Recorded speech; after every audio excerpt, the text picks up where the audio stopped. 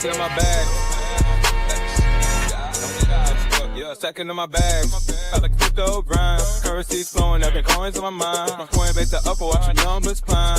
In this damn fine, feeling so prime. Hustling these protocols, phones in the van. Emptying out my radar, I understand. Jumping on the wave, watch me move the plan. Holding diamond hands in this crypto land. Got my eyes on the prize, making moves like a king. Every transaction hit a cash register ring. Ride a blockchain, we won't never be slow. In the world of finance, let the profit. If you're holding real world assets, utility assets, you are a bank. Yeah, of course, we go over the news and stuff, but we just do what feels natural when we be doing our thing. You gotta get this money on.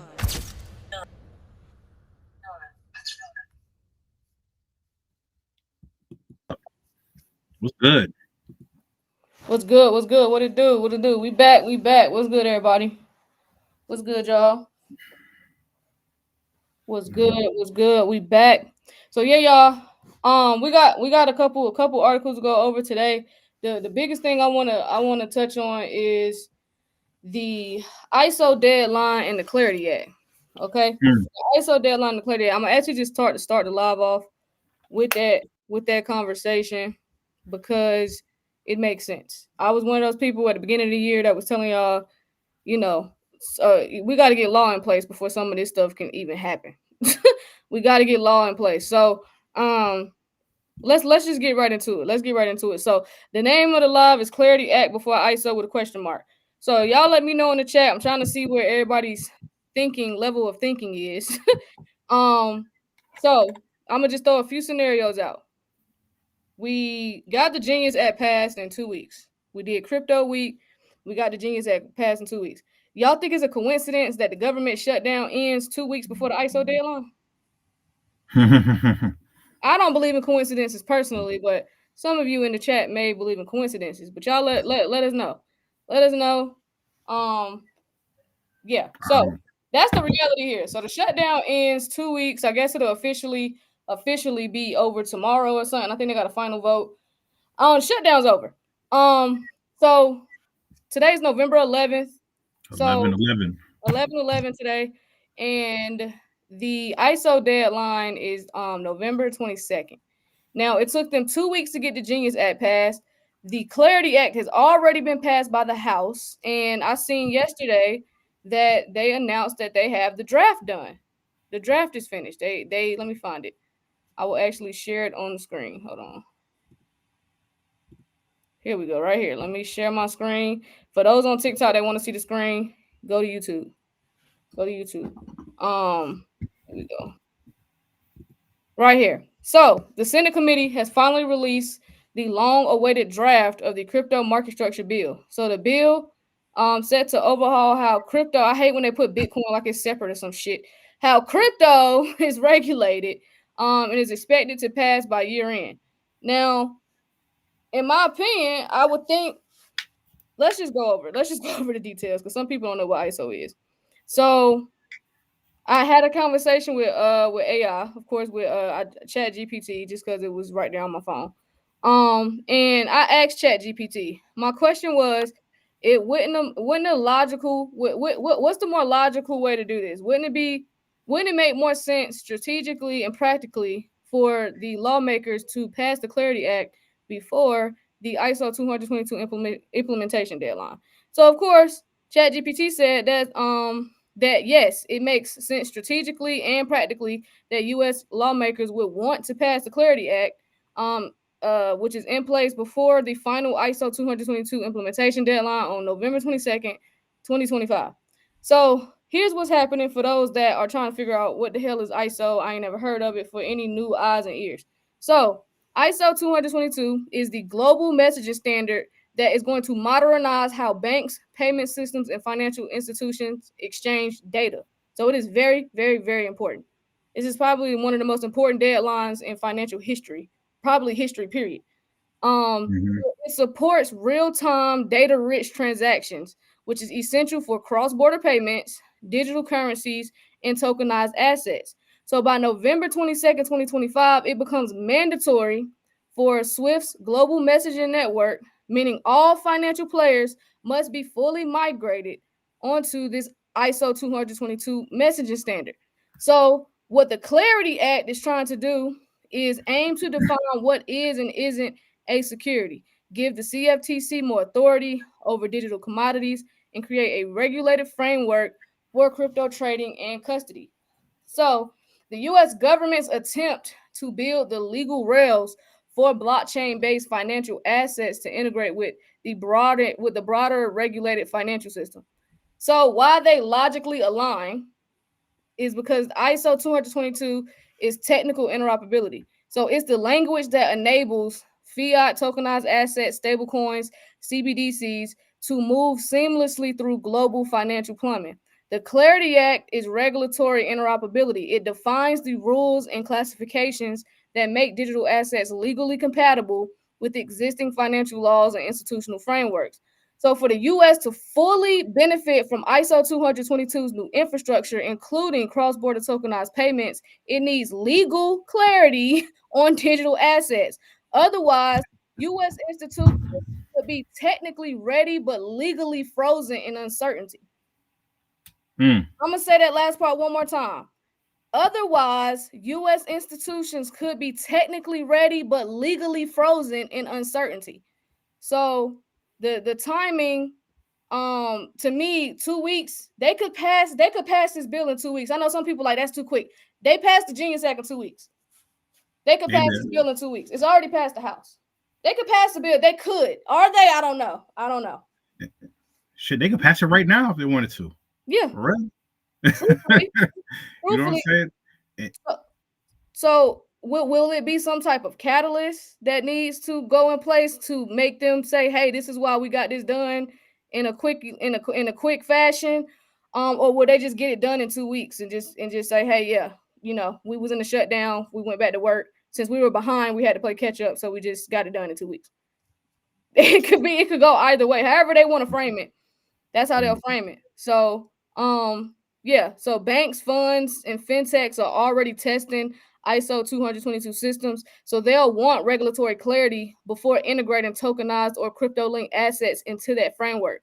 So if the US delays clarity until after ISO 222 goes live, it risks falling behind Europe and Asia. What did Trump get on that podium that we was all, he's a fucking joke, but we was all laughing, but what did he make clear? We want to stay number one. We want to stay ahead of who? China. Mm-hmm. We can't let them get ahead of us. So yes.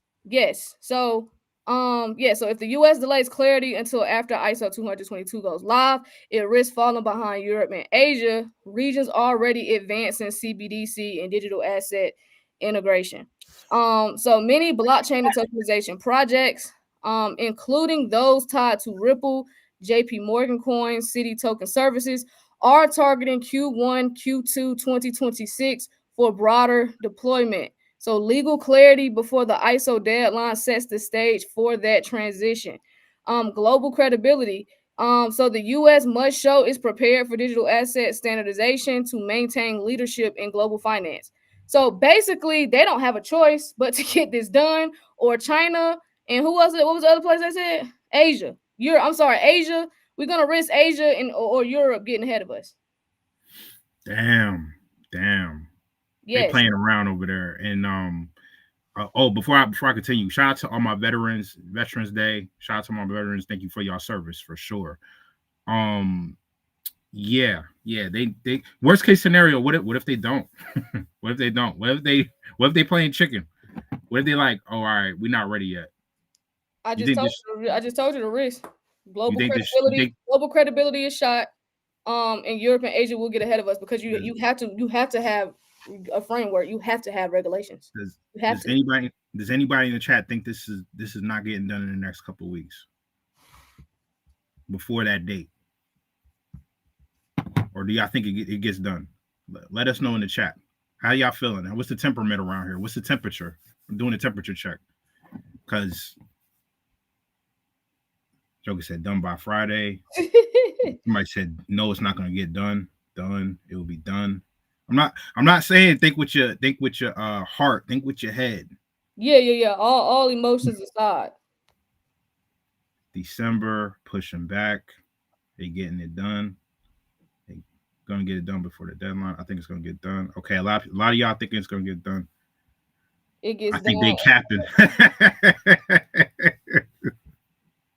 Like I said, I think they capping this week. All right. Thank you, well, Herbal Remedy. Herbal Remedy said exactly what I just said to D on the phone. I was waiting for somebody to say it. They said it was 90% done 2 weeks ago. Shout out to the people that be paying attention to the context clues that these people, they leave little clues behind. And then because of how society is set up, we forget stuff so quickly. We forget stuff so quickly. That was literally in the headlines for like 2 or 3 days straight. What, a week or two ago?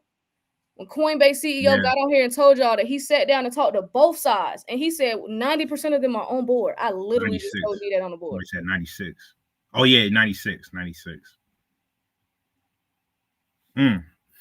Yes, follow the crumbs, exactly. Shout out to Daniel over here on YouTube for the super chat. He said weird they passed Genius and waited the day after Veterans Day. They've been on recess since August. November 22nd is a mandatory date. Yeah, exactly. Exactly. It should be done by the end of the year. Angel numbers. They do shit around certain dates for a reason. But yeah. I guess we gonna see. You know what I mean? I mean, it's another 2 weeks. Time moving fast anyway. Shit.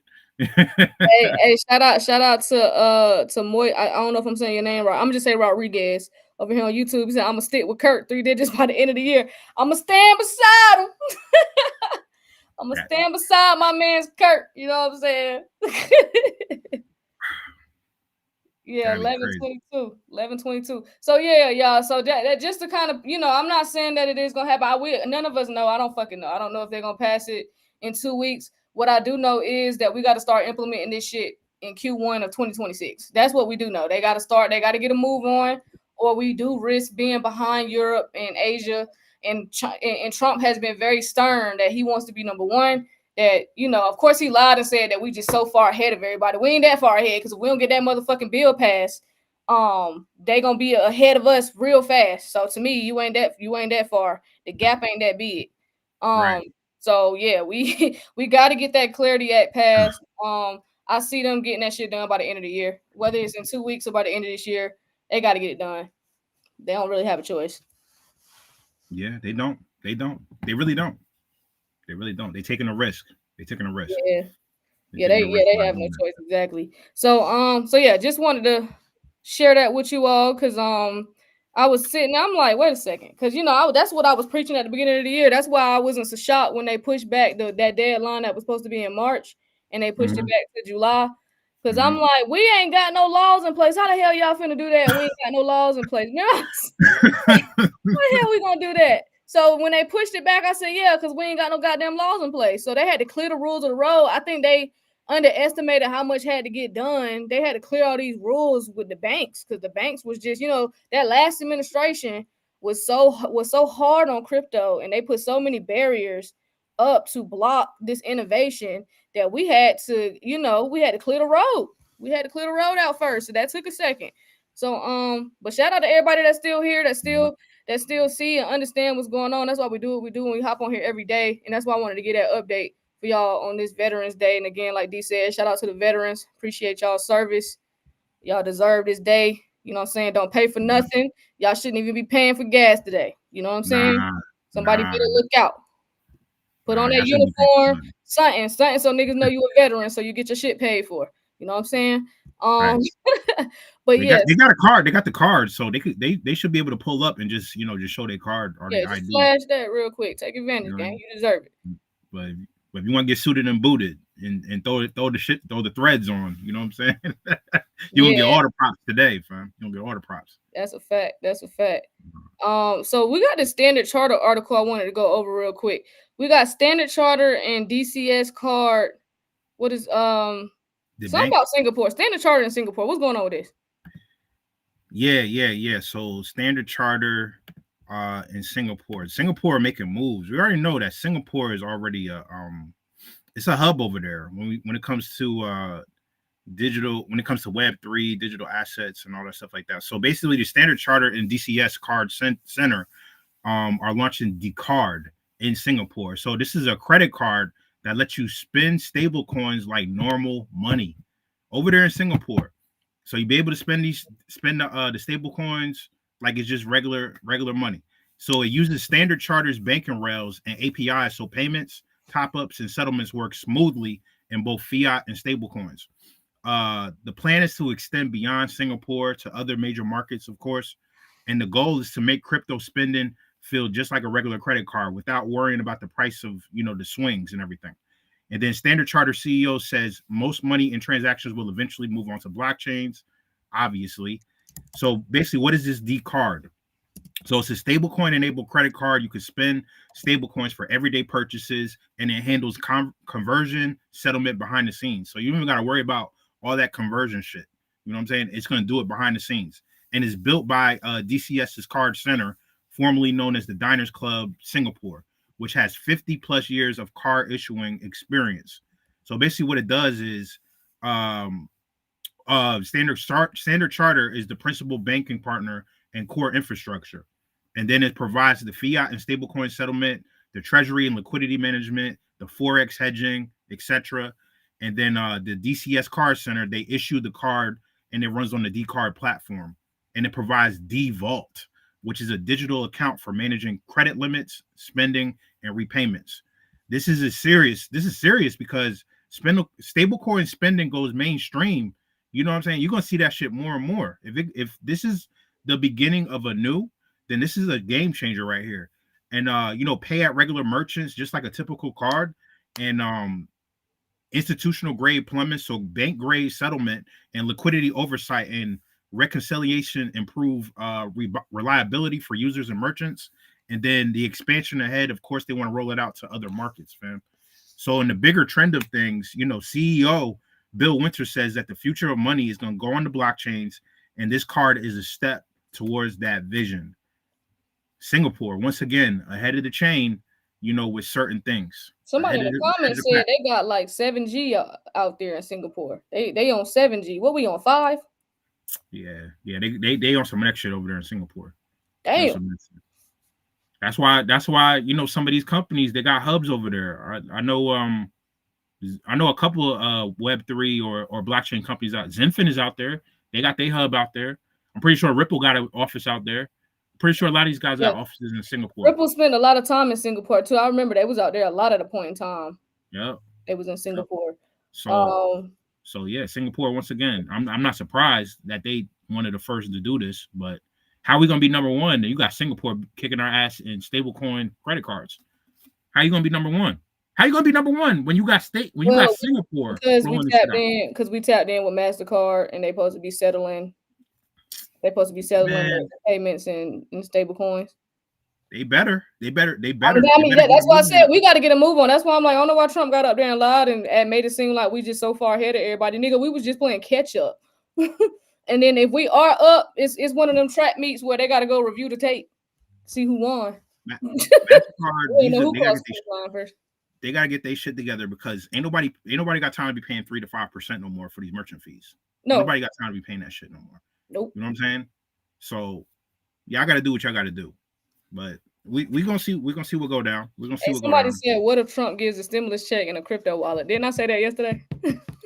I like how you think. I definitely think that something like that could occur. That way, that could be the way that they test for the the UBI and stuff. Yep. And that's why I told y'all better tell y'all loved ones that ain't got no crypto. They make sure they phone up to date so they can get that payment. They get that payment. They get them UBI payments because that's how they're gonna get it. That's how they're gonna send it to you in a digital wallet. So I wouldn't be surprised if they did try to send those dividends. I don't think y'all getting that. I don't think the $2,000. I'm saying y'all because I don't think I'm gonna get it. I don't think I qualify. But yeah, that $2,000. I don't think that's coming till 2026, gang. I'll be surprised if it came this year. Like I feel like they're gonna get niggas at 2 bands when XRP is 3 digits. Then they're gonna get niggas, they're gonna send niggas 2 bands. Well, here you go. XLM gonna be 2 digits. H bar gonna be 2 digits. XDC gonna skyrocket. Then they're gonna be like, here you go. Can't say we ain't get y'all no money. Like so we're gonna be number one once we get market structure. Well, that's why we gotta get a move on, bro. We gotta get a move on with that bill. They gotta stop bullshitting on that one. Shout out to Daniel again with the super chat. Bipartisan market structure. Don't let Maxine flood you out of the market. This is close to the goal line. She back to work tomorrow. She back to work. Maxine. Okay. Zebec also been going up. I've been noticing Zebec been doing these little pumps. A little bit. These little pumps. So I keep an eye on Zebec, y'all. Shout out to Pretty Boy for you for reminding me. It's still down for the month though. Still down. Oh yeah. But I was just glad it was because it looked like it was going down to that 2, that 002. I was like, oh shit. We can get back where we were. Yeah. Oh, Val. Thank you, Val. Val said make sure your bank accounts are updated on irs.gov, y'all. Because if they do send them dividend payments out, it's going to whatever the account you got up there. So make sure y'all shit up to date. Make sure y'all tap into that. So I want to talk about UK real quick. So we got Clear Token. So Clear Token wins UK approval for crypto and tokenized asset settlement system as regulators race to modernize digital payments. This is why we have to hurry up and get the damn market structure bill done. Like Trump ain't being mean enough to these people about this bill.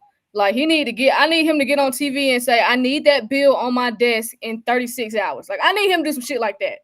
You know what I'm saying? Like, I need this bill on my desk immediately. I don't care if y'all got to stay up all night to do it and y'all don't get sleep for 3 days, 4 days. I need this bill on my desk before the 22nd. Something. You know what I'm saying? Because shit like this is going on and it's like, all right, I don't know how much longer we're going to have that number one spot. But yeah, let's go over this real quick. Here go the UK. They racing to modernize digital markets. That's what the headlines are saying. Somebody said he's owned too. Oh, we know that. That's another conversation. Please, let's stay PG-13, please. Y'all know they quick to take the lives down or shadow ban us, or they're gonna send the whole live visibility shit. So we can't. Let's not even go there. But so here's what happened. So Clear Token received authorization from the Financial Conduct Authority, which is the FCA in the UK, to operate its settlement system branded CT Settle. So this system is designed for delivery versus payment, which is DVP, settlement of digital assets. So that's crypto, stablecoins, and fiat currency, meaning the asset and the payment move at the same time, reducing settlement risk. So the service aims to eliminate pre-funding requirements and free up capital or liquidity for institutional traders. Clear Token is positioning itself like the traditional infrastructure players, but for digital assets, bridging the legacy finance world and the blockchain world. So why this matters? Infrastructure maturation. So one of the major blockers to widespread institutional adoption of digital assets has been settlement risk, fragmented systems, and legacy infrastructure misfits. So this clearance is a mark of the infrastructure catching up. Regulatory legitimacy. So having FCA approval means this isn't just a startup gimmick. It's being endorsed at a regulatory level, which helps reduce risk perception for institutional investors. Capital efficiency and liquidity is another reason. So because the settlement model reduces the need for pre-funding, it means more capital can be used productively. That can improve returns and make digital asset markets more efficient. Also, tokenization and real-world assets play. So the system isn't just about typical crypto tokens. It's also applicable for tokenized securities and fiat flows. That makes it relevant for basically for all of us who deal with macro institutional flows and the evolution of blockchain into assets beyond pure speculation. So yes, this is a landmark moment where digital asset markets are getting the plumbing they need to scale. So with Clear Token's FCA authorized settlement infrastructure, we're seeing the industry move from experimental tokens to robust, regulated, institutional grade infrastructure. So yeah. Transition is happening right before your eyes. Tokenized. Listen, we told y'all everything is gonna be tokenized. Everything. So now this is, but again, this is not the United States you're talking about. You're talking about the UK. Yeah. Right? This is the UK. Yes. This ain't us. Yes. So Singapore, the UK, Asia. That's what you just said earlier. Asia, Europe. Where we at, fam? Where we at? They got some advancements that we're just not talking about it, and that's what they do. That for all we know, we could have this shit already. That's what I'm saying. But Yeah. y'all ain't told us. So in my head, nigga, we behind. We ain't got no laws, not publicly. So until y'all publicly start telling us a little bit more, we look very, very, very behind. But I need y'all to publicly go ahead and get that Clarity Act done. Stop fucking playing. I need a peek. I need a peek at the script so I can just ease my mind. Let me exactly. Let me get a peek. I think everybody in here want to peek at the script. Let me get a peek. Let me get a peek at a couple pages. That's it.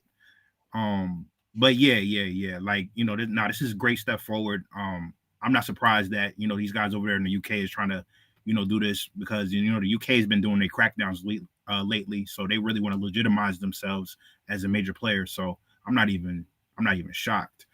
I just want to know where we at in the script. So whatever. No, that's a fact. So let's talk about this article right here. So major but overlooked shift happening in crypto.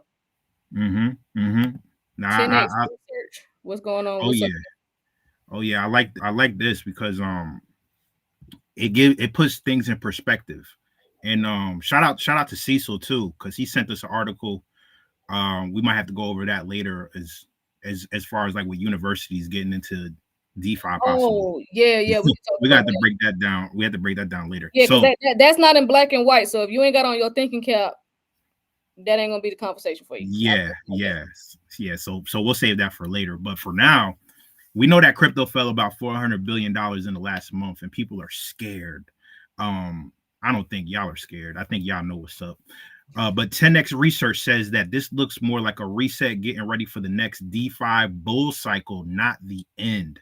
And the big clues right here is you got more stable coins on Ethereum. You got rising DeFi total value locked. You got stronger on-chain activity because everything is moving on-chain. And you got a healthy drop in leverage, you know, open interest. So past data shows that leverage wipeouts often come before those rebounds. So basically what's happening is the market cap is down 400 billion in 30 days, which is a lot. And it intensifies the fear. But the first chapter of the 2026 DeFi cycle argues we're setting up for growth, not a long downturn, right? So they're optimistic because we're seeing more on-chain activity. So user-driven transactions are steadily improving, signaling real usage, not just price hype. You got the Genius Act passed for sure, and a broader market structure bill that is supposed to follow. Let's get that going. And then you got, you know, more institutional comfort. And then the stablecoin surge on Ethereum since the election of last year. Ethereum-based stablecoins grew by $48 billion. The Tron stablecoins grew about $15 billion in that same period, right? So that's basically dry powder that can quickly move into DeFi right there. So what it could mean is that prices look weak, but underlying plumbing, which is, you know, the stable coins and the on-chain use, is strengthening. And this combo often appears before new DeFi up cycles. So this is the time to legitimize this is the time to legitimize yourself and imprint yourself into the DeFi lane, even if you don't know nothing. Because I talked to a couple people yesterday that didn't know nothing about DeFi. They didn't know nothing about decentralized finance. They're like, yo, I'm new to this. It don't matter, fam. If you're new, it does not matter, fam. It does not matter. You need to start, just like how you started learning about crypto, you need to start learning these new lanes in DeFi, right? Decentralized finance. So the key takeaways for this is, you know, more stable coins on Ethereum and rising DeFi total value lock equals more fuel for the next leg up. The leverage that is going on flushes the reset for the market for a healthier market growth. And, you know, under the surface, capital activity are building, fam. Like, you got to understand that when we make transitions, things are going to change. You know, money is going to change hands from this system to that system, and it's going to do it in a different type of way, right? Because everything is moving on chain. But the money is constantly rotating, fam. The money just doesn't go away, right? There's nobody that's just burning the money up. Like, it's constantly rotating into something, some type of asset, whether it's going to be in a stable coin, whether it's in fucking Zcash, Bitcoin, XRP, it does not matter, fam. The money is constantly rotating. You just got to follow it. And now, you know, We know that everything is moving on chain, so you in the right spot. You just gotta level up your thinking, fam. You just gotta level up your thinking. You gotta put your thinking cap on, like Queen said, and think outside of the box and be like, okay, this is a setup for the long term, right? How can I set up myself appropriately moving forward? So plan risk management for potential new DeFi cycle, position sizing, clear roadmaps and stuff like that. Do your due diligence. So, and It shout out to says right everybody. here, right here in this thing, it says a major shift is unfolding in the crypto world, but not where most investors are looking. Yeah. Literally. They're not. Nah. Because this is not even, man, this is not even on the front page. This is not even inside the newspaper, fam. I'd be surprised if you could find any type of article for because older folks usually get the newspaper. If they're talking about DeFi in these newspapers, show it to me. You know what I'm saying? So you got to look deeper. It's people that's been in crypto much longer than me and D. Mm-hmm. And they don't have a clue about, not thoroughly, how DeFi works, or they scared because they're not educated. They misinformed. Mm-hmm. Like, it's people that's been in space for a long time. So that's how early you are. That is people that's been in the space and they are not looking at DeFi because they all they know is, oh, it's too risky and this, that, and the third. And it's like, okay, but all these private equity firms and all of these institutions, and they all getting pretty comfortable with DeFi. Your president, his institution, they all getting pretty comfortable with DeFi. So I wouldn't keep turning a blind eye. I wouldn't keep turning away from it. Because eventually it's gonna be in your face and you're not gonna be able to turn away from it anyway. So why not be ahead and actually operate like a bank and not just say it because it sounds good, but actually take control of your finances. So just saying, but this looks like a good time to be getting into DeFi.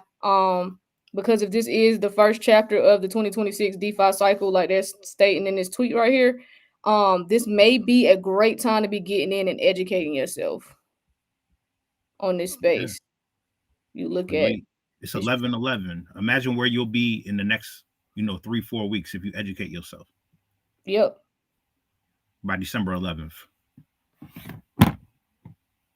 Wow.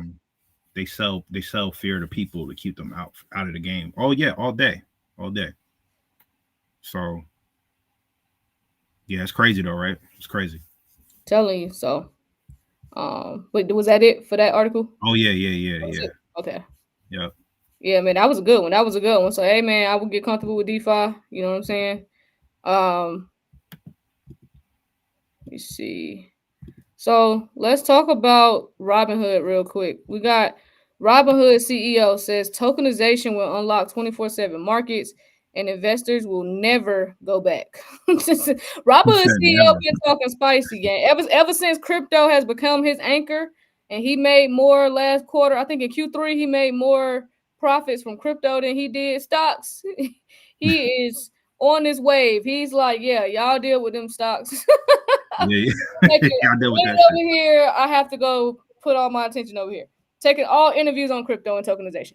Make sure y'all liking the live over there on YouTube, fam. Make sure y'all liking the live. I'm mad hard-headed, gang. We told y'all that in the beginning to click the like button as you're coming in.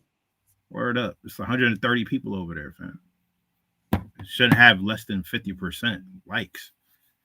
Yeah, y'all just, that means y'all tapping in and not giving us no likes. Y'all already, as y'all can see, we give good news and updates. We consistent. We've been coming up here all year. Why are we only at 145? Well, my shit say 145. Why are we still at 145? Why is it only 180 on TikTok? Because we are shadow banned. So we need y'all to like the live. We need y'all to comment. We need y'all to repost. We need y'all to share it. Because it's a reason why we're shadow banned. And I know some of y'all like, they ain't shadow banning y'all. Yes, the fuck they are. They are literally shadow banning us. We get live visibility notices and all types of shit all the time. So it's imperative for y'all to like the lives. I really am sick of coming up here and bitching about it every day because I'm not really that type. I'm very laid back and chill, but god damn, y'all got to help us somewhere. Jesus Christ. Y'all got to participate. Like the live. That's all we asking. Just hit the like button.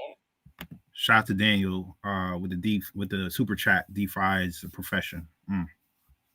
Oof. Bars. Bars. So let's talk about Robinhood real quick. And for those that do share the live, those that do like it, I ain't talking about y'all. Okay, so don't get offended. I'm talking about the people who come in here every day. Don't comment, don't like nothing, don't share nothing, just don't. But want the news and updates. I'm talking to them. Okay. Yeah. But we appreciate everybody that do share the lives, that do participate, that does support us. We appreciate y'all 100%, 110%. Appreciate y'all more than y'all would ever understand. All right. But so yeah, let's talk about Robinhood real quick. 1 second. Hold on. All right. So yeah, so the CEO and co-founder of Robinhood, he declared that the era of traditional 9-to-5 trading is numbered, predicting that asset tokenization will inevitably lead to 24/7 global markets. That is what he's claiming. What do you say about 9-to-5s? No, he said the traditional 9-to-5. 9-to-5. Yeah. Oh, they're not trying to let me see the. Oh, they're not trying to let you live. Wait, let me see if I can pull it up. Hold up. I don't see it in it's in the chat. I can put it in there. Hold on. That's crazy because I literally just read it earlier. They always want you to buy something, gang. God damn.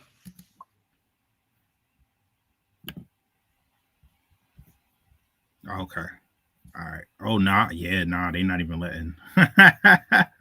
And I'm surprised because they usually don't do that. They let you rock. Oh, Benziga don't never do that, gang. That's what. Well, they got the shoes up here I just bought. It's all good. It's all good. Anyway, because I seen it on X anyway. Let's go back up. So yeah, but anyway, Robinhood CEO, he talking spicy, gang. Because this was the one that came out earlier. Yeah, it's just on Benzinga. Damn it. All right. Well, I tried. So they blocking niggas out.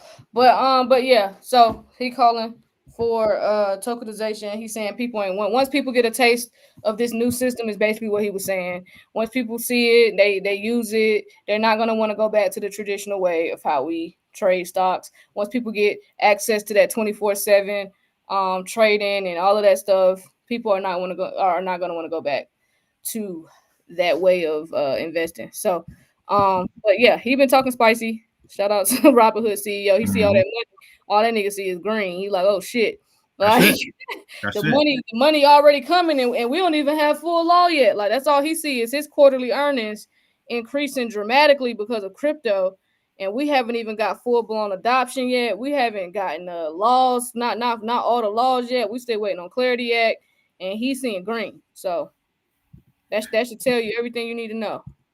It should tell you who you're dealing with, fam. It should tell you who you're dealing with because Robinhood, one of the most user-friendly, regardless of how my personal feelings. I'm able to put my feelings aside and let y'all know that Robinhood is probably one of the most user-friendly apps you could use for getting stocks on the stock market or getting whatever. Now crypto, they make it easy for that now. So, yep.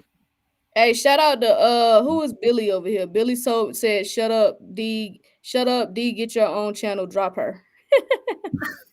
Y'all niggas is tripping. You mad? Wait, what? Where the mods at? Yeah, they said they telling you to drop me. Crazy. Hey, where the mods at? Why the fuck is this motherfucker still in here? Is it mods over there?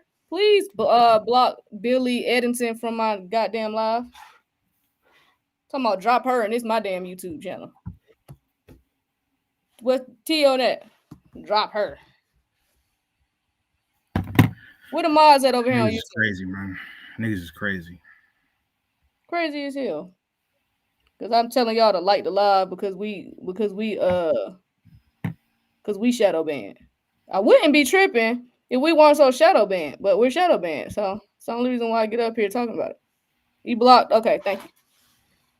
We ain't got time for the fake pages. Hey, listen. I ain't got time for internet gangsters because that's all y'all is. Because y'all ain't gonna y'all don't talk like this in real life, gang. Yeah, I don't pay them no mind, yo. No. I just want to know about it here because you ain't about to say drop me on my goddamn channel and you fucking Think you finna just sit here and get the news? Go get it from somewhere else today, not from BlockNation. Go get it somewhere else. All right. So it's a couple clips that I wanted to play. Let's actually. What we got? Actually, I'm gonna share this first. So this is just a couple tweets. KB was on it. But we got a tweet from the Treasury Secretary Scott Bessent. And this came out yesterday. So he said he says today, but yesterday the US Treasury and the IRS.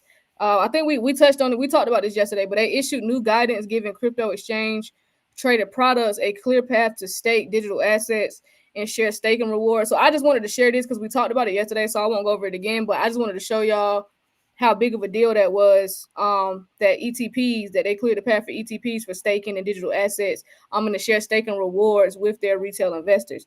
So yeah, this move increases investor benefits, boosts innovation, and keeps America the global leader in digital asset and blockchain technology. So just wanted to share this was a big deal right here. Okay. Okay. About the IRS. Yeah, IRS giving some guidance on that, so people can see what's going on. They better do something. They got it. I guess they got to say something. Yeah. What's that? Who that? So this is a clip. So this is French Hill. French Hill was on Fox News yesterday. He said that we made progress during September and October on market structure for digital assets. So it says the Clarity Act, which we passed with 78 Democrats in the House back in July, is now subject to intensive work in the Senate. So they're making strong progress, and I hope we can conclude that in the coming days. It's been hurt by the shutdown, so I'm looking forward to working with them to getting across the floor and to President Trump's desk. So they letting y'all know that they get ready to get that shit done, gang. So I'm gonna just play this clip from Fox News real quick. Just unbelievable. Well, look, when the government finally reopens this week, we're expecting Congress can take on the Clarity Act, the long-awaited crypto market regulation bill, bipartisan talks reportedly resuming in the Senate. Mr. Chairman, what can you tell us? Because no doubt a reopening is good for financial services and for crypto as well, right? You bet, because we have pending before the Congress a National Defense Authorization Bill trying to repair the ag damage to our economy from no farm bill during the Biden administration, no Biden enforcement of the Chinese soybeans deal. We need an ag bill, and that's another reason to open to Congress. You're right. We've made progress during September and October on market structure for digital assets. The Clarity Act, which we passed with 78 Democrats in the House back in July, is now subject of intensive work in the Senate by both Senate Democrats and Republicans on the Banking Committee and on the Senate Agriculture Committee. They're making strong progress, and I hope we can conclude that in coming days. It's been hurt by the shutdown, so I'm looking forward to working with them and getting it across the floor and to President Trump's desk. Okay. There you go. And this was yesterday on Fox News. So and this is French. This was French Hill, right? Yeah, this is French Hill. So, just to kind of show y'all that these people know they got to get this shit done and they got to hurry up. They got to rush. And then I just had what was this? This is just another clip right here this is just Scott Bessent. He's saying that the Trump administration is removing regulatory barriers in crypto. So these people are working. You know what I'm saying? They letting us know publicly. And we will we will take a close look at regulatory impediments to blockchain, stablecoins, and new payment systems. And we will consider reforms to unleash the awesome power of the American capital markets.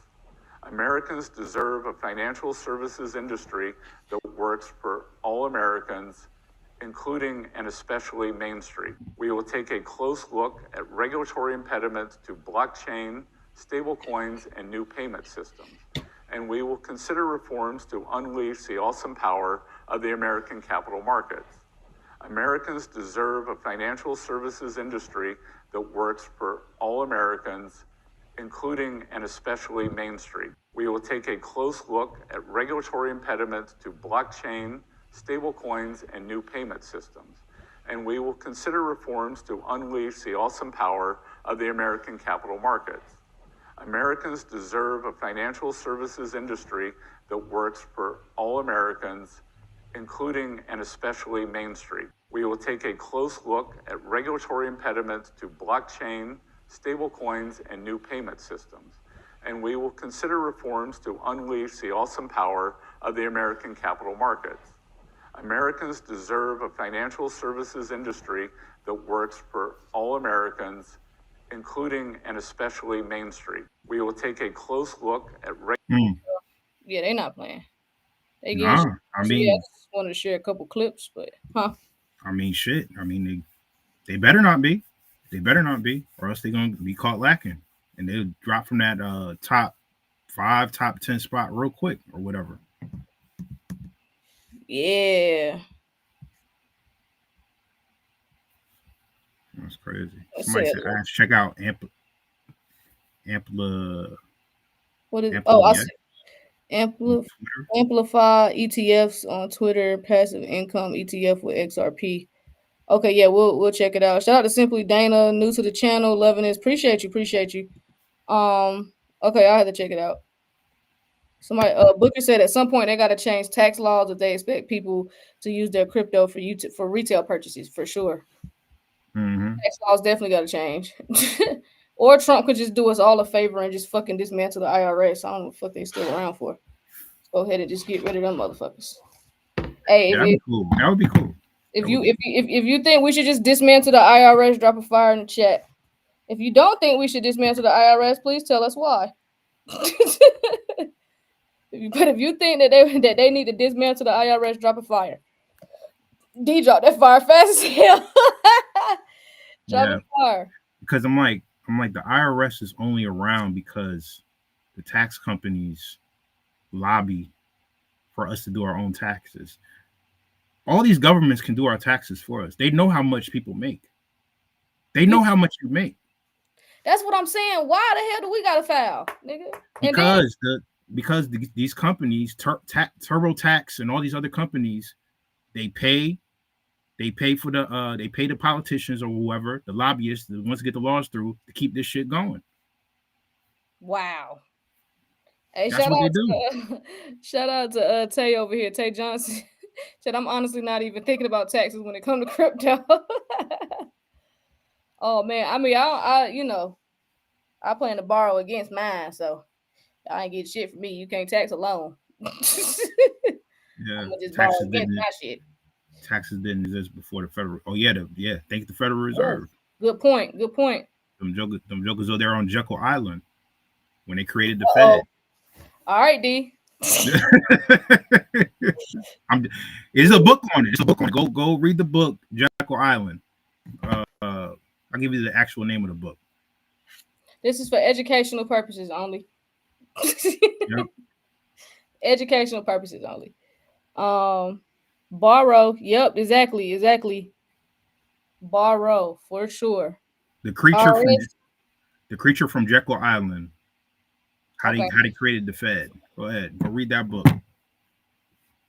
So it's IRS is fraudulent and their tax system is voluntary, but they don't want us to know that. Bingo.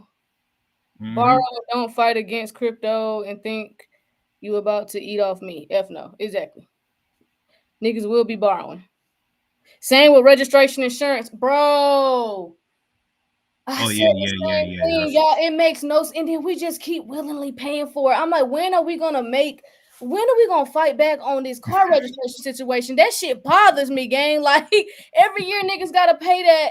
That shit fucking bothers me because when we buy the car, the vehicle gets registered with that state. That's why they get you. That's why they charge you the tax when you get there, or they make you pay for it. Either way, you get them after the fact. Regardless, bitch, I paid the car register. It didn't unregister itself. Why do we have to continuously pay it? Like, why is this shit? Why are we paying this shit like clockwork every year, every other year, depending on the state? Nigga, what? So, like, somebody got to get paid. That's a legacy system that's been in place for a while now with the insurance companies. 2, it's bullshit though. The registration part of insurance, we can get into the car insurance. That's a scam too. Oh yeah. The registration aspect is once the vehicle is registered, it is registered to that state. It is still registered. When I go to pay it, the vehicle still registered. It's still registered to that state. That is why you're able to impound it or take it if I don't pay the registration because it's registered to the state. That's why you're able to take my car. So that means it's registered, motherfuckers. So why am I paying?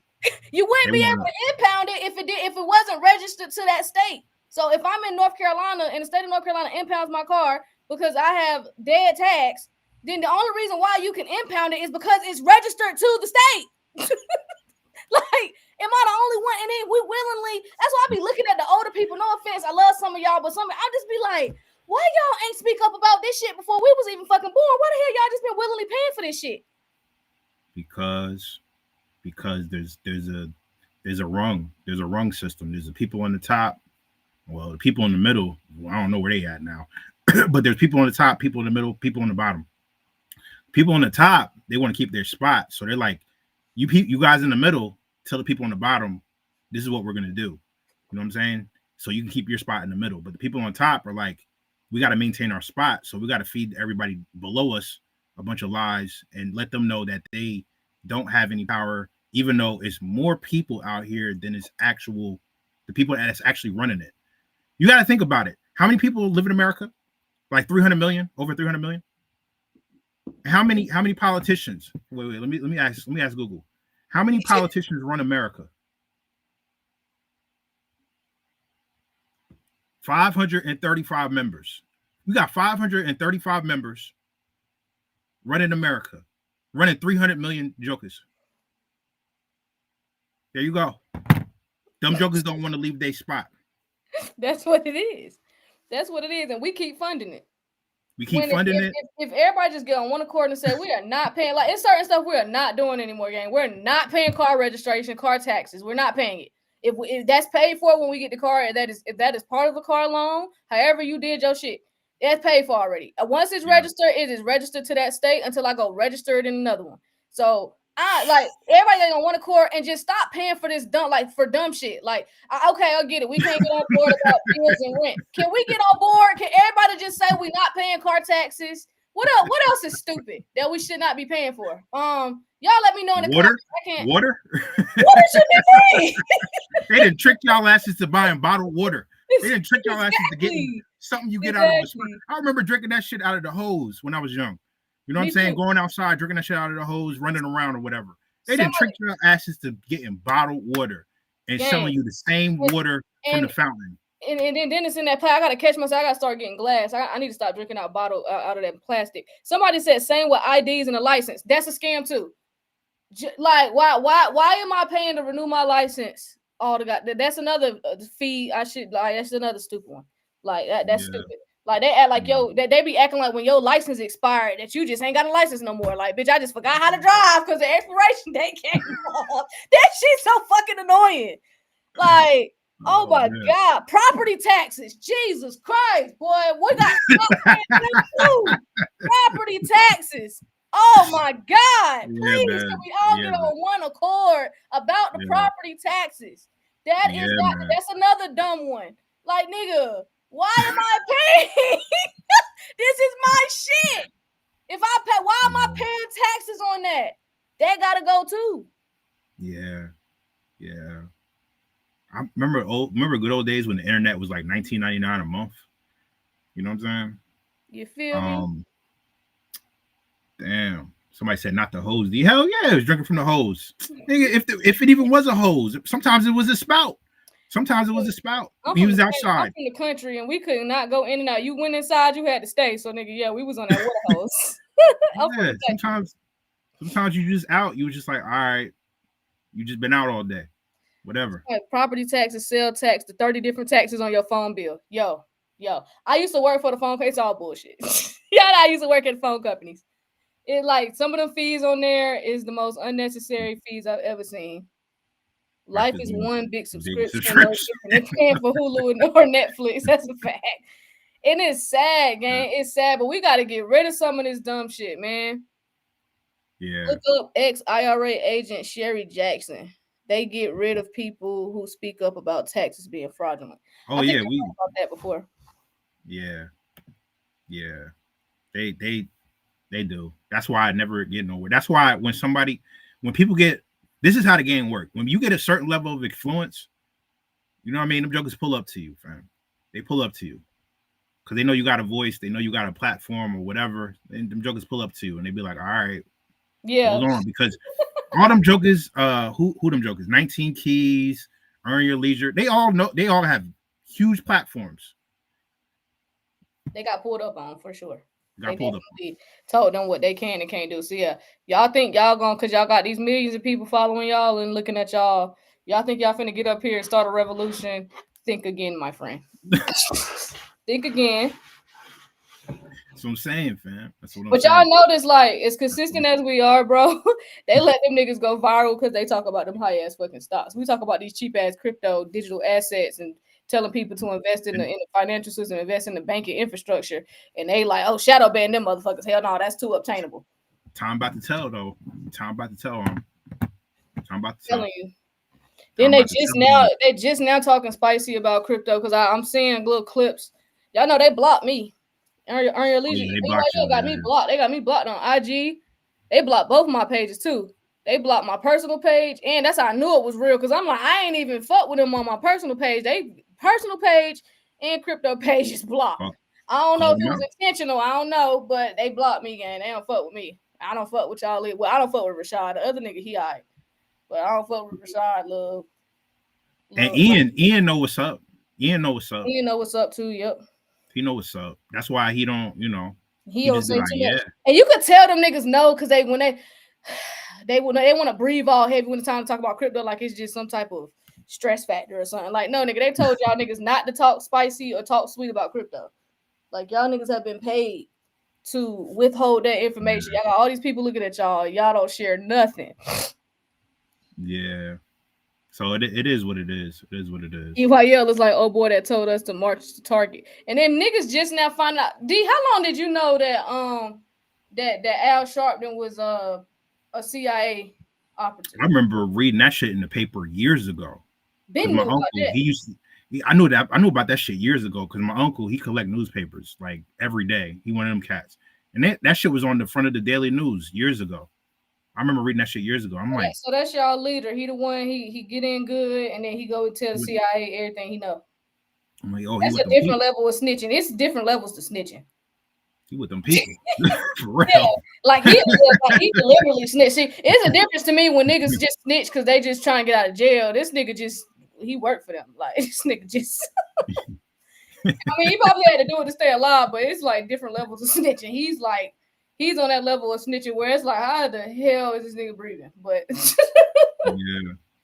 yeah. Just like EYL, yeah. There you go. Al Sharpton couldn't think of the name. Oh, yeah. Yep. We all just need to file exempt. That's what I did. California won't get no my goddamn money. I filed exempt. Fuck you. And I don't even fuck with California. Hell no, I won't give no money. The taxes that's over there in Cali, crazy, fam. Insane. I don't know how people be surviving out there. I still don't. Well, I do know. I'm just you know. You told me. You told me. Yeah, I know already. Never. I don't know why I said that. You told me. Yeah, I do know how they survive out there, but it's just it's still crazy. It's still insane, bro. It is insane. It is insane. So yeah. I stay away from EYL gatekeeping. Yeah, bro. Gotta stay away from the gatekeepers. I think they had a really good run though. I think that what they did for the community was like something that needed to happen. It's unprecedented. Yeah. Like they definitely are a pioneer because majority just to generalize it, our community won't big on investing. So they did get them in that mentality, or at least to start thinking about it. You know what I'm saying? That to me, that's heavy. Because you couldn't even you tell a nigga to invest and go put $5,000 in something and come back in 5 years and see where it's at. Nigga would have laughed at you before EYL, came on the scene and really broke the shit down for niggas. And then, you know what I'm saying, just put it into perspective. So I always had, I'll have respect for him. I just don't really like, what is that boy name? What up? Rashad sassy ass. Rashad. So yeah. Don't expect to see BlockNation at they invest fest. They have to if I'm there, it's because we don't have a conversation because I got to get some shit off my chest before I ever come on that goddamn platform. I don't give a fuck. Don't care. I have to let that nigga know. Like, look, you was full of shit. nigga. We know you was holding XRP. You forgot. Niggas got receipts on your ass before y'all blew up. Then you gonna get on there and act like you don't know what the hell it is. Boy, where your mama at? I want to fight her for not raising you better. Nah, go for the check. Yeah, I mean, they had to offer me a little hefty amount to go up there and see what the charge. And to not argue with him, because I was go up there and argue with his ass. What'd you say? What'd you say before when you saw him? You saw them niggas posted up with Nancy Pelosi and shit. Oh man, that was all I needed. Once I saw that, I said, "Oh, it's over for. They're not gonna talk about crypto." Once I saw him posted up with the Democrats, I knew it was over with. Yeah. Once I see you and you at the White House and you all in DC and shit with Nancy, you walking around with Nancy Pelosi, I already know you on bullshit. My nigga Kurt in here, what's good, Kurt? My nigga Kurt in the motherfucking building. Oh shit, what up? Goats, Kurt the Goats. Kurt up in here. Hey, my nigga said they all federal informants. If you ask me, I have to agree. It's a lot of federal informants out here, y'all. A lot of federal informants out here. Yo, I forgot to tell you, I had a dream last night. Trump was in my dream. I was asking him all sorts of questions and shit. What the fuck? I asked that nigga, I was like, do you really tweet? Or is somebody tweeting for you? He was like, I tweeted myself, man. Because I was always wondering. I was like, is this nigga the one behind? Is he really twiddling his thumbs? Is he the Twitter? I was asking him all type of shit, yo. Damn. You know what I'm saying? Not you sitting down having a full-blown conversation with the president. Yeah. I don't know how I got in there. But them jokers let me through. And I was asking them questions. I guess I was.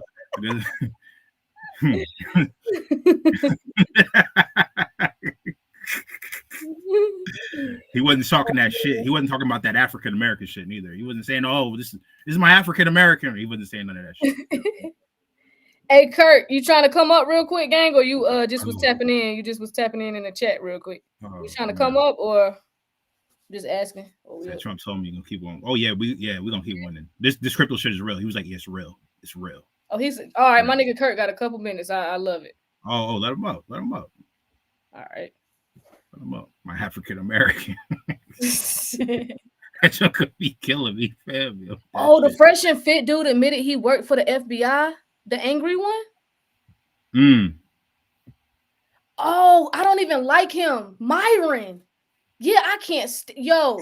Yeah. Hey. Okay. Yeah, that's another conversation because I don't even. You know what? Uh-oh. What up, Kurt? What's good? What's good? Good. Y'all cutting up bad. Hey, Kurt. Sometimes you gotta have days like these where you just tell people the truth. You gotta have real bad. Yeah. Yo, I can barely hear him. Turn him up if you can. Hey, can you hear me? It should be that's better. Okay, yeah, y'all cutting up real bad. Boy, they on one today. Hey, listen, it's just one of them days, Kurt. But you already know I got to bring you back up here because we had some XRP doubt. I wouldn't say hate, but I would say more so not having a full understanding or listening to people like Grant Cardone. And the Cardone brothers. Yeah. You already lost. You know, and listening to whatever he got going on in a chat. Like I'm gonna play a clip, and then that's what we'll do. I'll play the clip that was sent to me after the live, and then I'll let you respond to the clip. That's a good idea. That's cool. Okay. Let me pull it up. Here we go. I'm gonna play this real quick. The company wants to promote the token by words because they own so much of it and it's so helpful to their balance sheet. And the community cheers everything that the company does. So the company is building a real business, like a very real business in terms of bringing custody, prime brokerage, not just for crypto, but FX prime brokerage together with Hidden Road, wallets, etc., trying to build a vertically integrated business that is on the scale of, for lack of a better word, in many respects, the institutional business that Coinbase has. That's a very real business. None of that has a damn thing to do with XRP except for two things. One, there will be some products that might use the ledger, but not really clear how much demand that will cause. And two, XRP is enormously important to their balance sheet as collateral. The company wants to So that was a clip that was sent to me about Ripple is creating a very real business. None of that has a damn thing to do with XRP. You know, I think it's interesting when, you know, people speak on lack of information, which is the definition of ignorance. But I want to preface that by saying this right here. People have to understand, when you have these billionaires that are talking, how I want to say this. When you have these billionaires that are talking, you have to sometimes take what they say with a grain of salt. Because if they're billionaires, they know other billionaires. And those billionaires have strong relationships with individuals that may have some influence. Therefore, they're not incentivized to tell you publicly the truth or what you should invest in to get you wealthy. So you have to be mindful of that, because so many people will use their influence to push what they want to, which, you know, that's what they're investing in, what they have ties to. So if they are not, how I want to say, if they have been told or coerced or to whatever has been done behind the scenes to talk negatively about an asset that is at the center of the global payment system, then they're not going to speak on it in a positive manner that's going to cause price appreciation. Like, I hope y'all catching what I'm saying. Yes. You know, comprehension. This is why comprehension and critical thinking are so important. These are skill sets that are undervalued and underappreciated, but they can take you places that you just can't get to. And it's a real, and that's how you're able to apply discernment to see, okay, whether someone's full of shit or whether they've been paid or whether it doesn't sound right. Because even listening to what Grant, Cardone, I forgot it was Gary or Grant, which one, because I know one of them was a Bitcoin maxi, which is cool, but you know, we'll see how that ends. But you have to apply discernment. So I want to start off with saying, when he says something like, you know, Ripple is on their balance sheet, like, yes, it is on their balance sheet, but the XRP that they use in their tech stacks, I want people to understand, it's a reason why when news comes out about Ripple, you don't see XRP pump dramatically. That's because that would be the definition of a security. There we go. Which they fought so hard for 5 years not to be. Therefore, it's not going to pump from Ripple news. It's going to pump from utility and demand. Supply shock coming, probably starting Thursday on the 13th, allegedly. ETFs are going to pump the price because utility and demand are what's going to drive the price. It's not Ripple news. It's not Ripple announcements. That's why, you know, a lot of people are, you know, they can get emotional and feel some type of way. Hey, Ripple's making these announcements. Why isn't the XRP rising? Because it's not a security. It's not a stock. Like, I don't know how many times people need to just hear that or just get slapped in their head enough times till they get it. Like, it's not going to have major price appreciation from announcements. That's a speculative asset. That's Bitcoin. That's stocks. That's your NVIDIAs. Those are all securities of a company. That's why it's registered as a security. But XRP is going to get its demand. It's going to get its price appreciation from supply, demand, utility. The reason why the price is hovering around anywhere from 230 to 260, because that's where the demand lies right now. It's doing exactly what it's supposed to be doing, maintaining a stable price for settling transactions. So you're not going to see price appreciation until there's demand change or utility, aka a supply shock on the secondary market, because it's needed from a demand perspective to back the ETFs that are going to launch. When you have a limited supply and you have hella demand, it's going to create explosive price. That's what's going to make the price run up. And you may have a little pullback. Here's the other part of that equation. The XRP asset, it cannot be used until there is enough liquidity in the network, meaning there has to be consistent volume flowing through the network to maintain the price. So after, you're going to have ETFs run up the price, and it may fall back some, but when it gets to a level, preferably in between $50 and $100, that's when other institutions can use it, because there's enough volume flowing through the network to maintain it, like your Swifts, like your R3s.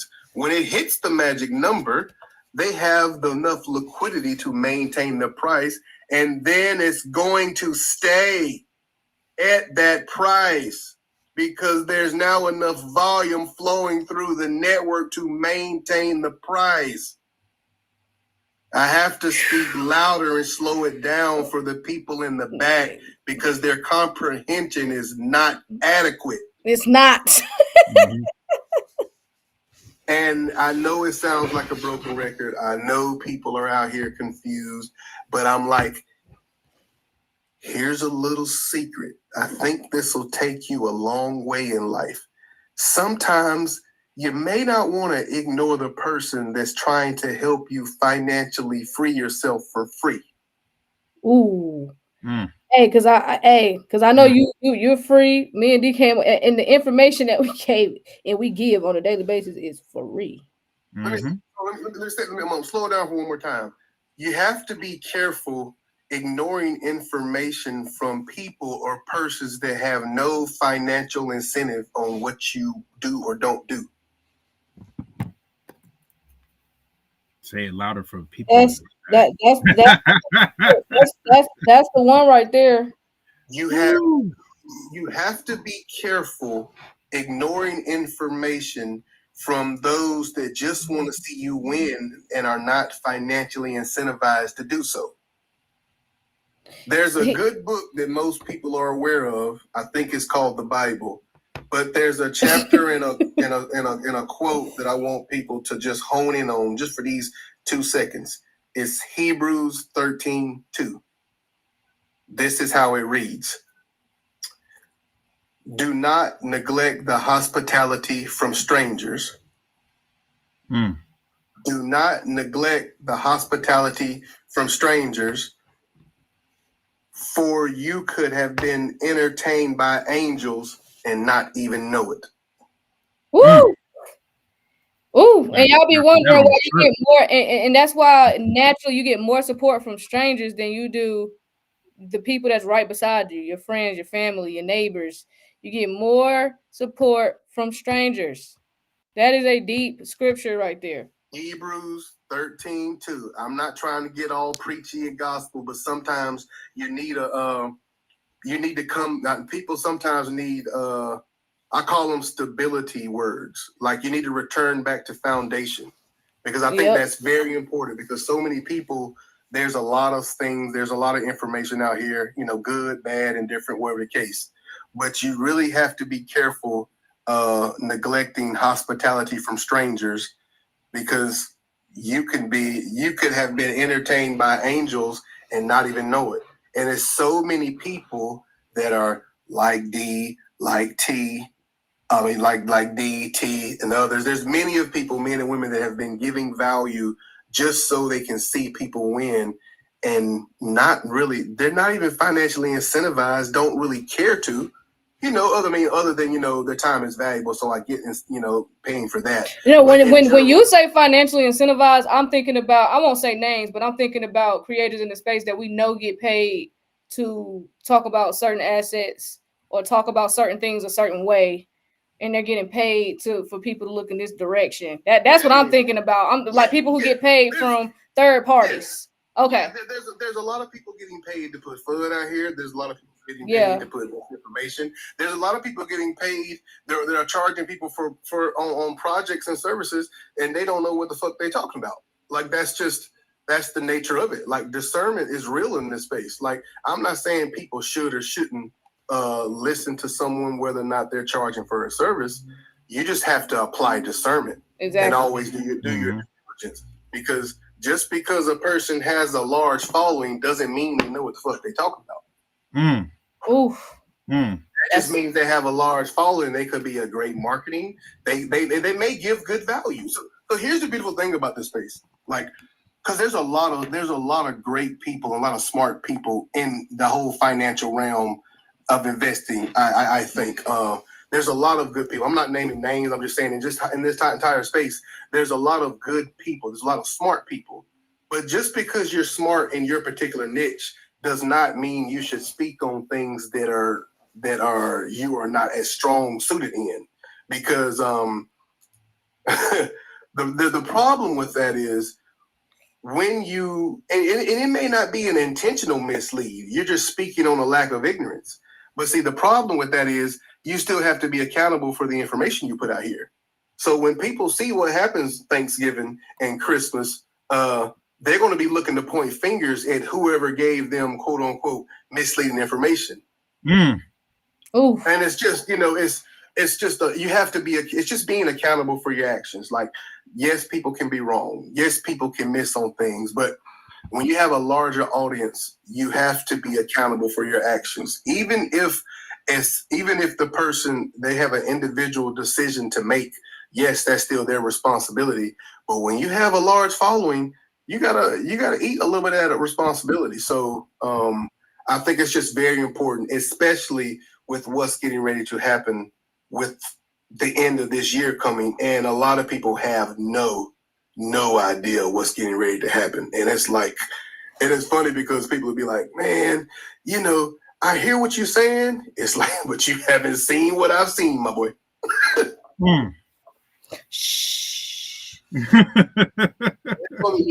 gonna be a lot of crickets. You're gonna be like, damn, this person was so loud months ago. You can't hear a rat piss on cotton now. Right. I mean, listen. Some people gonna have, and I'm saying this like just coming from like a genuine place. Like, some creators are going to have to delete their social media accounts. They are. Well, that's a sad situation. But yeah, coming from a genuine place, like, you all just want, I'm a genuine person, but I ain't gonna deal with no bullshit. That's number one. Mm-hmm. But you try to help people to help themselves. You try to give value, and that's why I took the approach years ago. And that's just me personally. I can't speak for anyone else. But I took the approach, years ago. I figured out a lot of these things a long time ago. Let me not bury my gifts. Let me go ahead and put this value out to the universe, and then let people determine whether or not they value it or not. And see, that's the beautiful thing about when you stick to who you are and you just move with God and you just provide value. Everything else will shape itself out. So I'm not looking to convince no one. I don't care whether you listen. I don't care whether you ignore. That's not my problem. I've already done my purpose. I've shared the value, and I already know its value, or I wouldn't be giving it away for free trying to help other people. So when you've done your service, and that's why I can be at peace with my mindset.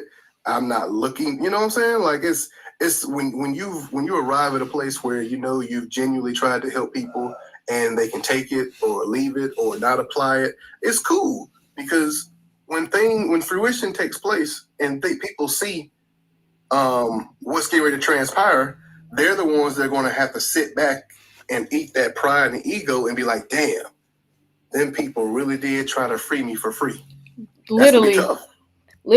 But and the problem is that when you approach people with this opportunity, they tend to believe it's not real. In a sense, it sounds too good to be true is a better way to put it. What it is though? Sorry to interrupt you, Ash. I call it people have situational faith. Mm-hmm. Hear me out? Let me say why it's situational faith. Because the faith is the size of a mustard seed and all that good word, and people will say they believe in the Lord, or I'm not trying to get super religious, but people say they believe in an entity that they can't see. But then when you have someone sharing them information for the last 7 years and showing them all the institutional documents, I gotta wait to see it. So you got situational faith. Cool. And listen, and that's okay. Some people, they have to believe it when they see it. But the challenge with investing is it's different in investing in this price at $2 $1.40 what it is today versus $100 what they gonna see at the end of the year. True. Oh, that was an accident. My bad. Let me Oh shit! Holy shit! Oh shit! Look, Oh shit! hey, listen. I said we were talking about it earlier. I said I'm gonna stand on that hill with Kurt with the three digits. It's hard. It's hard for people to fathom. But you know what though? We're gonna take it on a deeper level. A lot of people, if we being honest, a lot of people don't even think they deserve to be wealthy. Oh yeah, and I've spoken on that before too, Kurt. A lot of people can't get in the mirror and really see themselves rich. They can't imagine it. Yeah, like affirmations are real, manifestations are real. Yeah. And a lot of people have been beat down so much in life because life is life, and they don't think they deserve to see XRP at $100, a token, and they got 10,000 tokens. They don't think they deserve to have $1 million in value, and that's just in one asset. And I'm like, listen, I don't know how your faith's set up, but the power and the belief that I have is we all deserve to be kings and queens. So just because you limit your desires and you limit your beliefs, that ain't got shit to do with me, my boy. Exactly. And I know everybody has their different definitions of rich. You know what I'm saying? But this is my definition of rich. If you're able to, because it's a difference between being rich and wealthy. So don't get it twisted from what I'm about to say.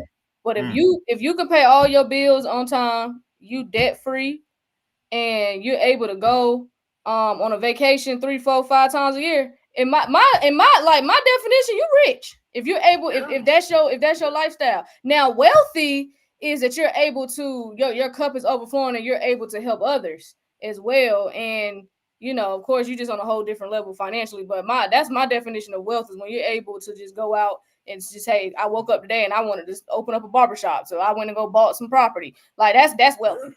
You know what I'm saying? And for numbers perspective, I like numbers. Yeah. Based off of the metrics out there today, being wealthy is like, I think, having like 28, 30 million in value, allegedly. Allegedly. that's allegedly the wealth number. So crack that bitch wide open. But like you said, no, on a serious note, like you have to. It starts with belief. Yeah, it starts with belief, understanding. So you can have conviction and understanding and belief, but like you said, you have to know. You kind of have to have an understanding of, what you're invested in. Because like I say, there's multiple assets that are going to do well. That's why I used the Megazord analogy 4 or 5 years ago, because I wanted to give people something where I know everybody's not blessed to, the techno babble, like the terminologies. A lot of people are not familiar with that. That's cumbersome for a lot of people. I get that. So I say, you know what? Let me use analogies. That way it can make it easier and digestible to understand, because my thought is the quicker you can understand something, the quicker you can execute. Yep. And those that executed, they executed at prices that we're never going to see before, ever. Forever. We're not seeing no more 30-cent XRP. We're not seeing no more 50-cent XRP. You might see a $1.90 dip. That's about it. You might see it. You might see a $1.90 dip, but I'm not so sure. I don't even know you see that. Yeah. If this Canary ETF go live on the 13th, wouldn't last time we was on live, wasn't we talking about how Halloween was the 31st and the Julian calendar is 13 days behind, and that just happens to fall on November 13th? Here we got Canary Capital going live, like almost like he told us 2 years ago that it's Halloween. Why does it feel like Christmas? Maybe that was a way for riddlers to signal what the fuck's going to happen for those that are able to understand it. Jesus. I just need to give a shout out real quick. Shout out to Jackson over here for that super chat. He said, appreciate you guys. He said, appreciate you guys. You helped me and my family so much, and information is worth paying for. I let the experts do their job, especially in communities. Shout out my nigga Jackson. Shout out Jackson for that super chat. But no, this is life-changing information though, for sure. Listen, like this is it's November. I know I sound like a broken recorder. I was like, I don't like to lead with the told you so, because I don't try to be assholish, but But in the spring, I was like, okay, you know, fourth quarter it's gonna be up. In October, November, December is fourth quarter, and then I said, yep, Thanksgiving gonna be very interesting, and Thanksgiving, Christmas gonna be very exciting. Exciting. They ain't catch it. They ain't catch it, Kurt. They ain't catch it, Kurt. Damn. Gonna be exciting. Y'all better get. It may be, you know, because I don't know anything, right? So I have to. It may be exciting. Exactly. And then shout out to Sherry over here with the super chat as well. She said thank you, appreciate you, Sherry. But yeah, I think that people need to definitely look in the mirror, okay, and just start talking better about yourself. Trust me, I get it. Not all of us are working that job or in that career that we, you know, that we actually like and love, and it's hard to get up every day. I've been there, so I can speak from that side. I can't speak from the side where you get up every day and you enjoy what you do. That's not my testimony. Everybody has a different one, but I empathize with the people that got to get up every day and go do some shit they don't want to do. So the only way to get out of that, same here. Like, yeah. I don't love what I do. Yeah. This is something that I've like. So with me, and a lot of people for that don't know, my background just allowed me to figure a lot of these things out a while ago. Because I deal with interoperability all, you know, the last 12, 15 years. So this came easier to me. But that was because my experience. We all have gifts. We all have skill sets. Yeah.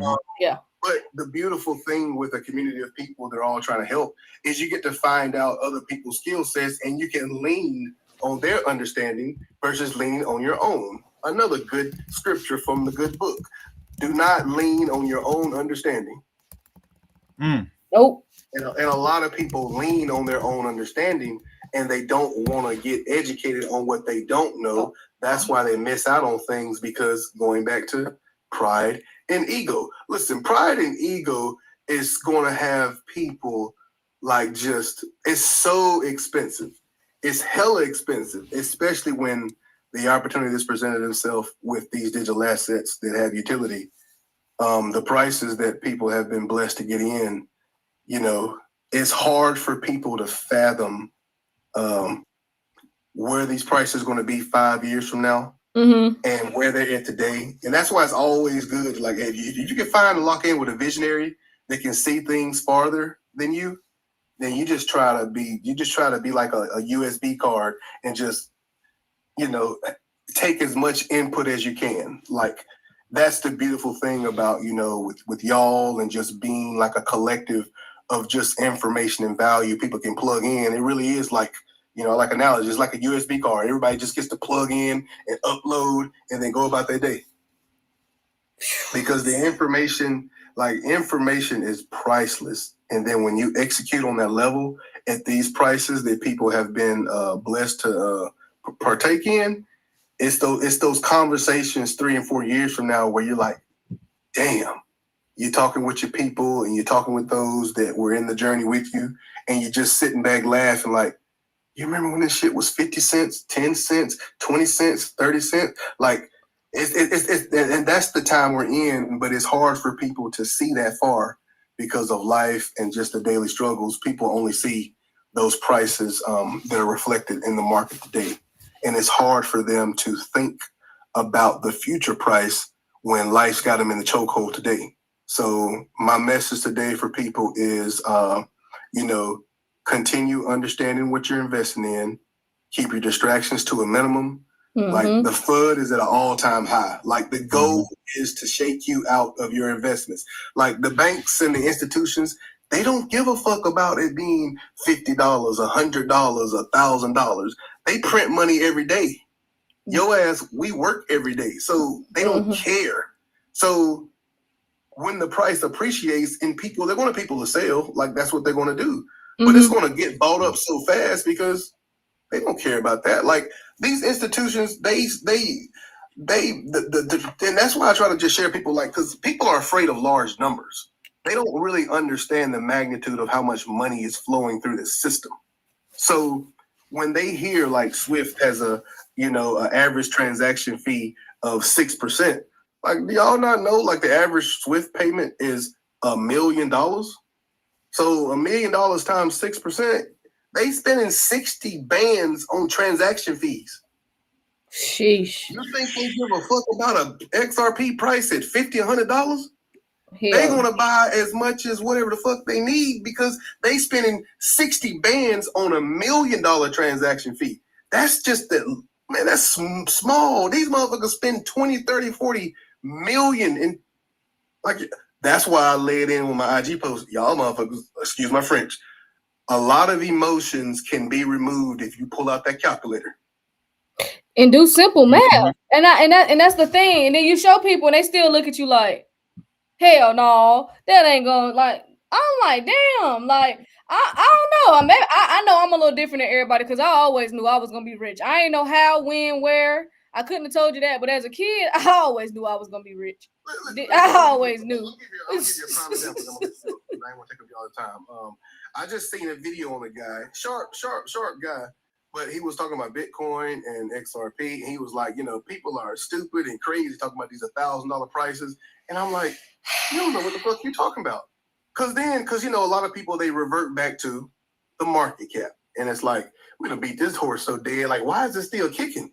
Like, and it's already been proven that that's not a true measurement of value. No, like it's not been debunked so many times, and people still are holding on to it. That's what they know. That's what they know. That's what they've been paid to say. It's just a mathematical expression. That too. It's just circulating supply times the price of the token. So I think Bitcoin's at around 105, 110,000. Let's just say it's 110,000. And I think based off the 21 million in circulating or 20 million in circulating, it's going to be around 2.3, 2.4 trillion market cap. So it's like people see that and they're like, oh, yeah. And it's like, well, we're talking about just numbers and math. So let's do some math. D, you got your calculator? Yes, I do. Okay. We like to do these things live so people can just understand. So we're using the example of Bitcoin at 110,000. Do 110,000 times 20 million in circulating and tell me what you get. Times 20 million. Yep. Because people need to hear this. They need to hear this so they can hear the thought goes through and then get understanding. Because once you think it and then you understand, your decision is real easy. That shit ain't even popping up. Hold up. I gotta go to. Somebody said y'all need to buy Quant, forget XRP long term. How about just buy both? Y'all kill me with that. Get both. How about delete whoever said that? Right. You said times 20. You said times 20 million, right? Jesus, yeah, it's 20 million Bitcoin circulation. Everybody got to make everything a competition. I just can't believe I didn't expect that when I came into the crypto space. I just can't believe that they turned everything into a competition. What is that? It's not even a fathomable number. It's like mad zeros. I'll tell you real quick. Let me see. Times 20 million. You said 110 or 110,000. It's 2.2 trillion. So that's why with so many zeros. Yeah. All right, yeah. It's cool. That's all I got. So it's 2.2 trillion. That's the current market. That's the market cap for Bitcoin at 110,000. I know it's not 110,000. On the it's chart. Like I think it's like 103, a little bit over 100. So right. So we're using that example. 110,000 Bitcoin, 20 million in circulating. The market cap is 2.2 trillion. So. Okay. I want everybody to hear, okay, that market cap of that is 2.2 trillion for Bitcoin. And now I ask the question for people. I'm gonna do the math to show you, but I'm gonna ask the question. What would the price of XRP be in order to have a $2.2 trillion market cap? You just do simple divide because we already have the market cap of 2.2 trillion. In order to get the token price, you divide by the coins in circulation. So since we have 2.2 trillion, let's divide that by 59 billion coins in circulation. And the XRP price we get is $37.28. Wow.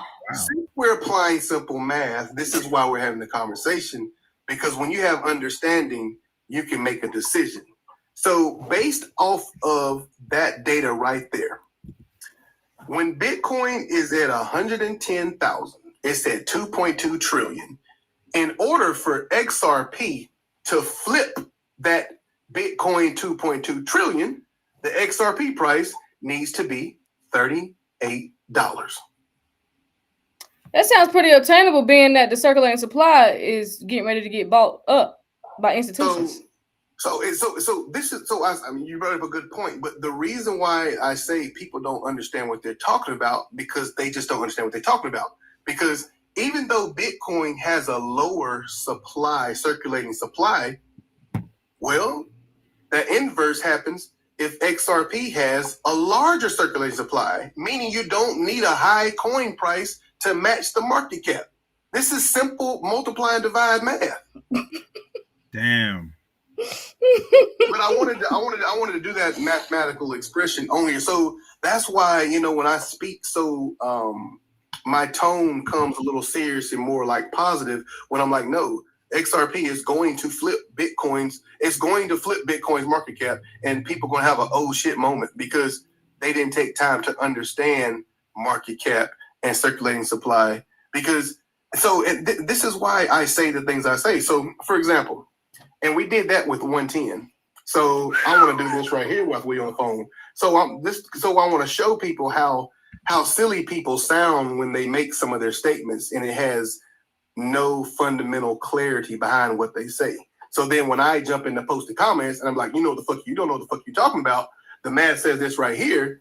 They can't respond. They can just say negative comments because they don't understand what they're talking about. So I'm going to do this example right here. I'm going to say Bitcoin is at 200,000 a coin.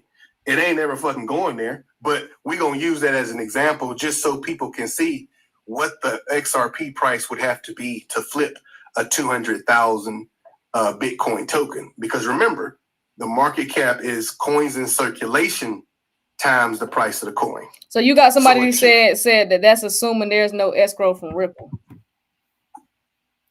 I mean, the escrow is going to get handed over probably to the government, but that's how they've been controlling price. So the escrow has nothing to do with circulating supply. Oh, okay. Boop. Go ahead. Okay. Got that one out of the way. That's another misunderstanding. There's total supply, there's available supply, and there's circulating supply. The total supply is the 100 billion. The circulating supply is 60 billion, but the available that's traded ain't but about 3 billion. That's what's going to cause a supply shock when these ETF companies got to go on the secondary market and buy it, but it ain't enough to buy, so the price has to reflect that demand. That's how you get double-digit XRP at the end of November. Oh, my bad. Uh-oh. Oh. I'm going to come over there and I'll whoop your ass. That was all hypothetical. It was allegedly. We don't know shit. Yeah, we're gonna get back to 200,000. Then I'm gonna be done. But I think this is really important so people can understand, clarity and understanding. So I got a 200,000 Bitcoin. Now I'm gonna multiply that by the 20 million that are in circulating. That gives us a 4 trillion market cap for Bitcoin. Like, listen, I hope it does for the Bitcoin maxis. It goes to 200,000. I don't think it will, but for their portfolios, I hope it does. But based off my understanding, I don't think it's going to, based off these ETFs rolling down and Tether coming downhill, and the orange juice has been squeezed out of the orange. So it's done very well. So I hope it gets back to 125. So that's a 4 trillion market cap for a 200,000 Bitcoin for those that are wanting to go to 200,000, which is cool. So we're going to take that market cap of 4 trillion. And we're going to do this example again. We're going to divide by the 59 billion XRP coins that are in circulation. That means Bitcoin at a 200,000 price at a market cap of 4 trillion gets flipped by XRP at a $68 price. At a 68. Hold on. Say that again. A $68 XRP price flips the market cap of Bitcoin at 200,000. God damn. And this is just applying simple math. This is applying simple math, but also understanding the market cap equation and understanding when you have an asset that has a low circulating supply, and then you try to compare that with an asset that has a higher circulating supply, that asset with the higher circulating supply, it doesn't need a very high price to flip the market cap because it already has way more coins in circulation. This is simple math now, guys and girls. Like this, we ain't did no integrals, we ain't did no derivatives, we ain't did no quadratic equations, we ain't did none of that shit. We did simple add, subtract, multiply, divide. Thank you, and shout out to users. Somebody had a good comment. Somebody said people forget XRP is a software. Bingo. That's that is hard for people to comprehend. This is a protocol that is going to move trillions of value. This is not a security of a company that moves off speculative information. Literally made that point yesterday. Thank you. I was literally getting ready to point that comment out. People forget that's that part. Why it's hard for people to fathom these crazy and very high market caps, because all they know is what they've seen from big companies like Amazon, Google, Nvidia. Shout out to Nvidia with getting 5 trillion market cap. But like you said, when you do the math, if you look at XRP and $100 XRP by the end of the year, that's $100 times 59 billion in circulation. That gives XRP a $5.9 trillion market cap. I want to point leapfrogs the entire all that Bitcoin talk out the window. I want to point out Daniel's comment real quick because he said shout out Daniel for the super chat. Patrick Witt from the White House said 10 trillion will enter the market. That came from the White House. That was from the Ripple swell event. Like, I don't think people understand the magnitude of the Patrick Witt, who is the White House executive director of the Digital Asset Council. He was speaking to Brad at Swell, and then, like Daniel stated, it's going to be 10 trillion flow into this asset class by the end of the year. And I'm willing to bet out of 10 trillion, I promise you, XRP is seeing 5 to 6 trillion of that. So if that's 5 to 6 trillion, and we just said that 6 trillion, well, that's 6 trillion, that definitely gives us $100 price. I think some people know what they're talking about, and we're gonna see why momentarily. It's I think y'all need to stay away from folks who just really can't just break down the simple math like Kurt did. For real. This is you know what, and it's not that I'm trying to be better than anyone. It's like having an understanding and then being able to relay this information so people can understand it. That's what I think is missing in this place, and I think that's where my uniqueness comes in, because everybody else can talk all the way around you know how you seen somebody like trying to take you somewhere and they take you all the way around the hill, around the corner, like, nah, motherfucker, give me a point A to point B. Give me a direct line, shortest path of resistance, straight line. And listen, like that's why you know, when I challenge people, I'm like, well, just what's the math? Like, because people will say all this stuff what it can and can't do. What's the math? Because we've had the conversation on the call. Like, even when y'all brought me on y'all's platform back episode 5, Curtain T. DTCC, the BIS, like DTCC settled 2.4 quadrillion. Swift moves 1.5 quadrillion in messages. You know, JP Morgan settles 10 trillion a day in cross-border payments. ACI 14 trillion. Like, that shit's not working with the $100 XRP. I'm sorry. It's like, that's not how math works. Like, you got 100. There's a reason why they only created 100 billion, because they needed to be scalable. Ooh. Let me say it one more time. This is what the people that talk about other projects, they don't have an understanding. There was a reason why they created 100 billion, because they needed to be scalable and needed it to last 150 years. Ooh. Damn. Never like the 150 billion is total. You got the 40 billion in escrow. You got the 60 billion is in circulation. But what people don't understand is that 59 to 60 billion is in circulation. That doesn't mean that's available for you to buy on secondary markets. That means that's just not in escrow. So if we want to get to the real math, it ain't but about 3 or 4 billion that you can buy on the secondary markets. The other 96, 97 billion are accounted for. Damn. Institutions got cold wallets too. They got bags on bags. They got bags for transactions. They got bags for liquidity pools. They got bags for selling to customers. Like the secondary market, there's only about 3 billion coins available globally that you can buy. So if you only have 3 billion available and you got the XRP ETF supply shock coming and the institution's going to gobble that up, where do you think the price going to go? That's what, and this is why I said, you know, everybody's financial situation is different, and I'm not telling nobody what to do, and this is not financial advice. I just don't think it's going to be that smart to sell at $100. You're going to kick yourself if you sell all your shit at $100. Here's what I'll say this, because I know, listen, everybody has a different situation. Yeah. You cannot go broke taking profits. But here's what I'll say this right here. I would not sell all of my tokens at $100 if I knew it was designed to be a 10,000 coin for it to be functional. This is me personally. I can't give nobody advice because I don't hold on certification. But here's just me personally. If I had hypothetical XRP bags, I would not want to sell all of my coins knowing that it was designed to be 10,000 per coin for it to be functional. So here's what I'll say and end on this.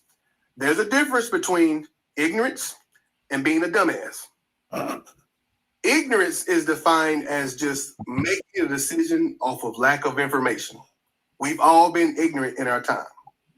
But a dumbass, that's a person that gets the information, gets it explained to them, gets it broken down to them so they can understand it, and still make a stupid ass decision. Don't be dumb. Don't fuck this up. What that man said, Kurt? He said, "Don't fuck this up." Said, "Don't f this up." Like, no, you can say, "Don't fuck this up." It's tough. But, you know, you say all that. You say all that. You know, you share information. You know, some people take it, some people don't, and that's cool. You know, that's the information has been given, and people do with the information as they wish, because it's gonna come a time real soon where these things may come to fruition, and if you didn't listen, it's gonna be tough. I'm already on record saying it's $100 into this year. I already said that in one of my previous videos. I definitely see XRP 1,000 a coin no later than July 2026. So I mean, listen, if I'm wrong, I'm wrong. I'll own up to it. I ain't got no problem being accountable for hell, but I don't think I'm wrong. I mean, your batting average is pretty good. Pretty good. Go ahead. I think your batting average is pretty good. Listen, man, I don't claim to have the best batting average. I have my L's, and I've been wrong on some things. But that slugging percentage is like Barry Bonds in the steroids. It been high now. It been real high. I done missed on the little things, but that's cool. But you know, but you not juice. You didn't have to juice though. You didn't have to juice. I mean, you know, I was able to. The thing that makes my wins more than my losses is for those that listen to the information I gave 3 years ago, 4 years ago. They'll never be in law. They'll never lose. That's a fact. They can't lose if they tried. You talking asset was 30 cent, 40 cent, 50 cent. Like people was buying being like, let's say I'm wrong and then not going to $100 end of this year. I don't think I'm going to be wrong, but let's say I'm wrong. Let's say it only goes to $75. I don't think those people going to be mad at me that was buying in 30, 40, and 50 cent going to be mad if it only went to $75. So you're not. He's not saying that it's not going to go. He's just not saying, hey, hypothetically, if it doesn't hit the 3 digits. No. Let me correct all that shit. That bitch going to $100. That bitch going to $100. That bitch going to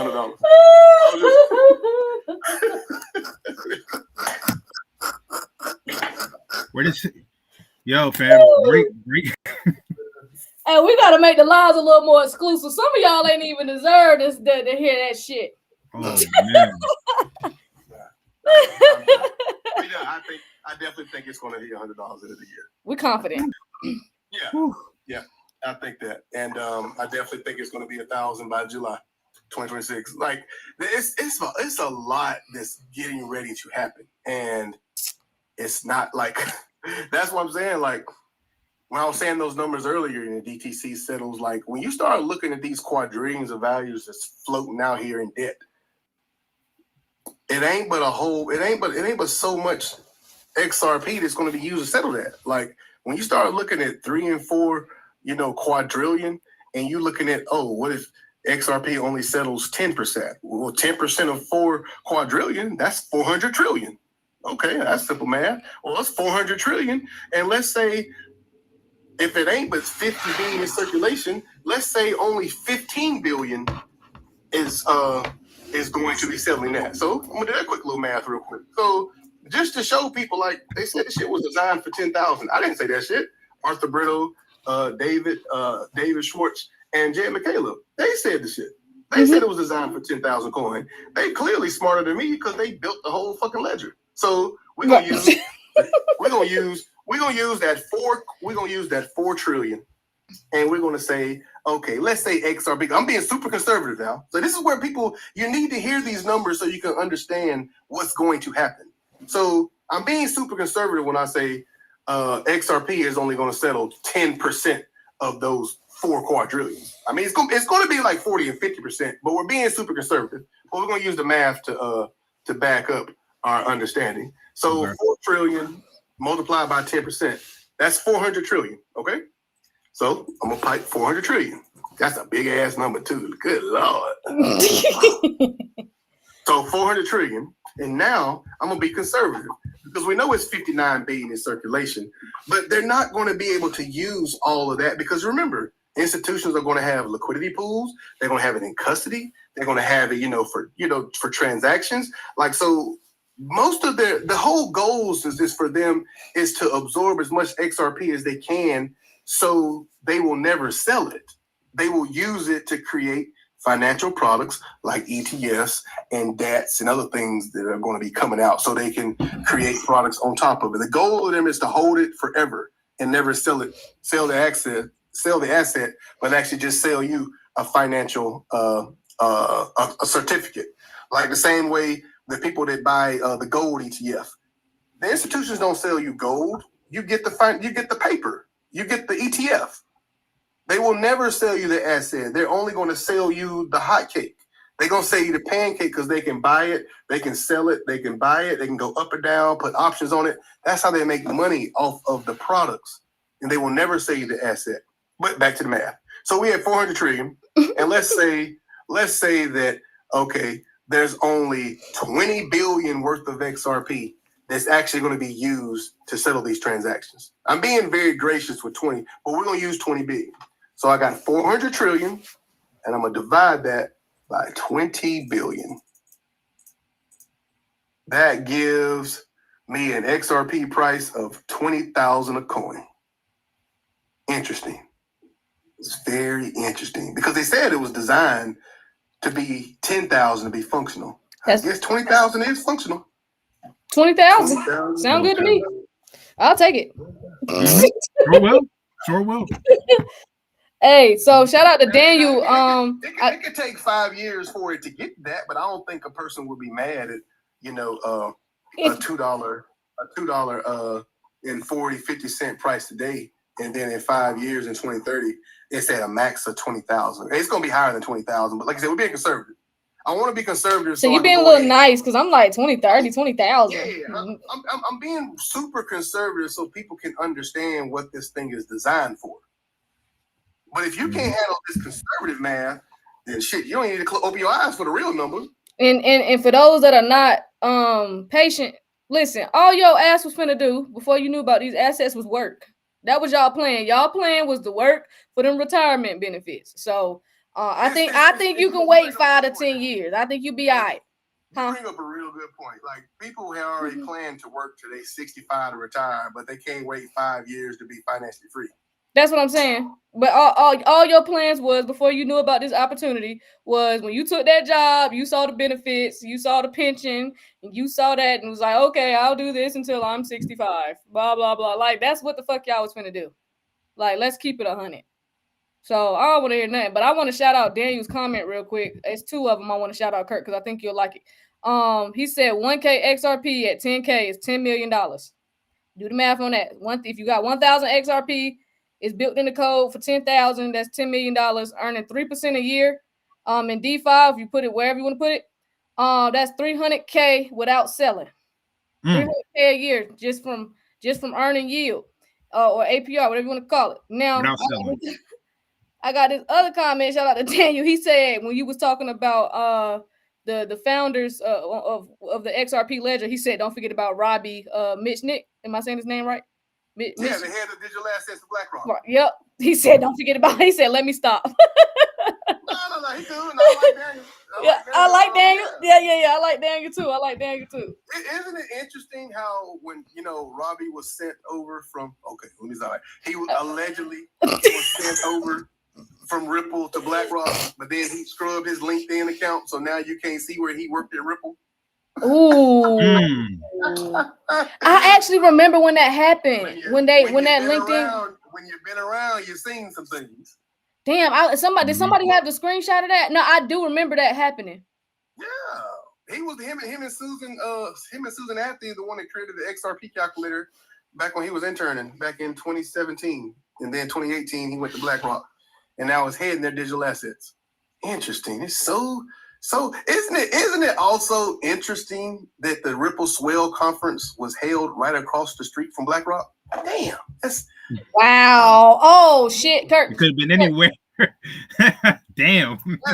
I ain't saying nothing secret. That's public news. That's it is, but I don't know if everybody put that together right there, Kurt. Listen, I can't connect dots for babies. Y'all got to pull off the nipple at some time and drink from the bottle. Say get off the titty.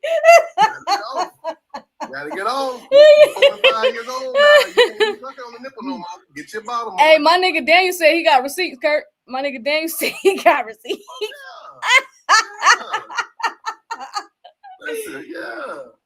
Listen, that's why, and shout out to Daniel, because like you said, when you've seen things and you have an understanding, your perspective changes. So when you see people come out here talking reckless, it's like you ain't seen enough. Oh man. Oh man, y'all was fed today. I'm gonna have Kurt stop right there before he get in trouble. Kurt, yeah, I'm done. I appreciate you, and I appreciate you. We do, man. You forever goated. You forever goated. So. I want to make sure they was fed real good. We got Thanksgiving coming up. We got you know. Some of us will be sitting at the head of the table. I can't wait. Well, I'm definitely gonna be sitting at the head of the table, and not just because it's at my house either. I'm sitting at the head of the table. Thanksgiving is the time to harvest, right? Thanksgiving is the time to harvest. And the time, Kurt, you're cooking. All right, Kurt. Let's let Kurt go. Kurt, enjoy your day. Have a beautiful Tuesday. Okay. You know I'll be talking to you. I appreciate y'all for bringing me on. I appreciate you indeed. Absolutely. Y'all, the platform is always feeding the people, and the beautiful thing about feeding people is you don't give them rations. You let them eat as much as their stomach can hold. Yeah. So shout out to y'all. For sure, 100. So yeah, they was asking for you. Kurt not on YouTube, y'all. He come up here voluntarily. He out of that realm. He out of that realm with the content, y'all. My time. Y'all better take that Megazord and enjoy that. If you want to look at some of the information I put together, you can check out the IG page. Check it out while it's available. K for they can't see it on YouTube. It's K Crypto Insight. K Crypto Insight. I'm on Instagram if y'all want to see some stuff that he's posted. That way y'all can see how consistent he's been, because he ain't switched up not one time. He ain't switch up and say, "Oh, this tech is better. I'm going to talk about this now." Let me stop throwing shots. All right, y'all. We stop being petty. Time in the market is better than time in the market. I promise. Oof. I'm telling you, y'all. I'm telling you. So yeah, appreciate you, Kurt, for sure. Thank you, my brother. Thank you. Much appreciation, fam. Yep. So all right, y'all. We yeah, y'all, man, that was a handful right there. I don't know if we'll be on this evening because I got some stuff I gotta do. We'll play it by ear. We hop on, y'all will see us. If not, we was on for 2 hours. They fed. Yeah, for sure. After that. But now don't get me wrong. Now some news or something dropped. Oh yeah. We're gonna pop on. We're gonna pop on. Yeah, but I got some stuff I gotta get done today. I don't know. We'll play it by ear. Other than that, though, y'all, we will see y'all either later this evening or tomorrow. But y'all have a great day. Enjoy it. And shout out to the veterans again. Shout out to the veterans. Happy Veterans Day. Yep. Happy Veterans Day. So yeah, y'all enjoy y'all Tuesday. Y'all be safe. Stay dangerous. Don't let nobody fudge you out your bags. Y'all need to unsubscribe from some of them creators y'all be listening to because they don't know what they talking about. As we can see, there's a whole lot of people out here that can't do the simple math, gangy. Just remember who's been consistent this whole time. Just remember. Telling you. You feel me? So, all right, y'all. We'll see y'all next time. All right. Kween and Dean, we're building things in this crypto world. Nothing's as fine. Get in blockchain now.